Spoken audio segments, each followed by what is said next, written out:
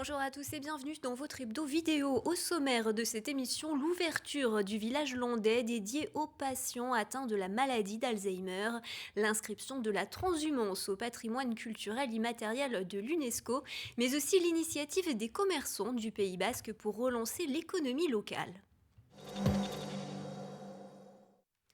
Le village landais dédié aux patients souffrant de la maladie d'Alzheimer devait ouvrir en avril dernier. Son ouverture avait été décalée en raison du Covid-19. Eh bien, les 32 premiers patients ont pu rejoindre le village ce jeudi. Un village qui, compte tenu des mesures sanitaires, n'ouvre pas entièrement. Il faut savoir qu'à terme, ce sont 120 patients qui seront pris en charge par 120 soignants, dont ce pôle expérimental unique en France porté par le conseil départemental.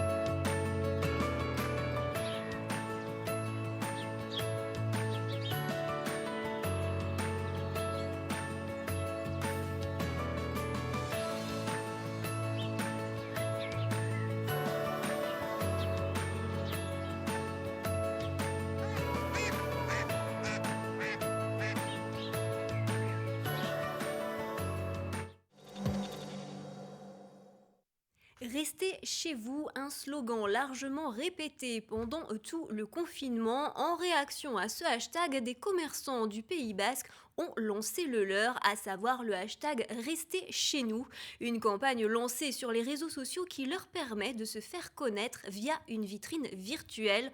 L'objectif, inciter les consommateurs à leur rendre visite et relancer ainsi l'économie locale.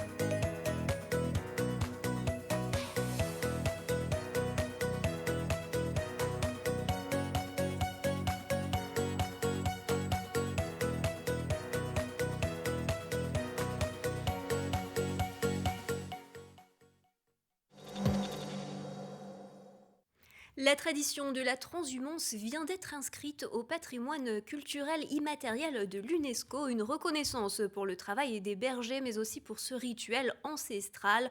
Prochaine étape, l'inscription au patrimoine mondial.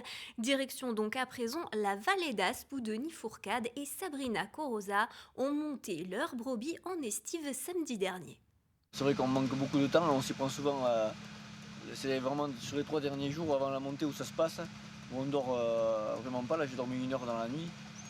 Voilà, à 2 heures du matin on déchargeait les barrières ici, voilà, et maintenant ce soir on est là en train de le faire. C'est vraiment un déplacement d'exploitation à part entière, quoi. Pour nous, la pratique de la transhumance, c'est un maillon essentiel de la ferme. Sans ça, on ne vit pas. Et l'écobuage, ça en fait partie à 100%. Les gens ne se rendent pas compte parce que c'est vrai que ça les enquiquine, un peu de fumée, ils se disent que ça fait de la pollution, tout ça. Mais quand ils se baladent en montagne et que c'est beau et que c'est vert, c'est pas le miracle de la nature. Voilà, c'est que derrière il y a un entretien par les bergers qui passe par l'écobuage et par le pâturage. Et on se rend bien compte que d'aller dans des endroits où il n'y a pas ça, les gens vont plus se balader parce que c'est bouché de ronces, quoi. Voilà, les gens, quand ils arrivent en Vallée d'Aspe, ils disent oh, c'est beau, c'est vert, mais c'est pas tout seul que ça arrive. Et puis ils détestent ça. Parce qu'il y a cette épaisseur d'herbe sèche qui pourrit au sol, ça fait une espèce d'humus et ça, c'est comme si nous, on mangeait de la salade pourrie, quoi. C'est la même chose. C'est un chantier exceptionnel qui culmine actuellement à 40 mètres de hauteur, celui du phare de Biarritz. Il a près de 2 siècles et si l'entretien du monument est constant, il a également droit épisodiquement à de gros travaux comme ceux actuellement réalisés à son sommet. Donc nous sommes au phare de Biarritz, donc ça fait plus de 200 ans que le service public des phares et balises entretient cet ouvrage. Et là nous sommes depuis 3 ans à mettre en place des gros travaux de rénovation au niveau de la lanterne. Donc on a déjà une première tranche avec, on a refait les joints, la partie maçonnerie, là donc on attaque le changement des vitres et aussi l'étanchéité du dôme et on finira l'année prochaine et dans 2 ans par repeindre l'extérieur du fût. Et donc le phare sera quasiment comme neuf.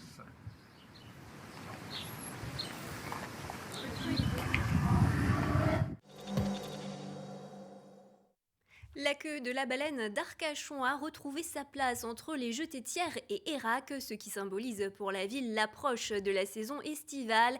Les nouvelles couleurs ont demandé pas moins de 150 heures de travail et 100 kilos de peinture. Elle est traditionnellement mise en place au début du printemps, mais l'opération a été retardée en raison de la crise sanitaire. Une opération qui est loin, vous allez le voir, d'être évidente en raison du poids mais aussi de la taille de la queue de la baleine.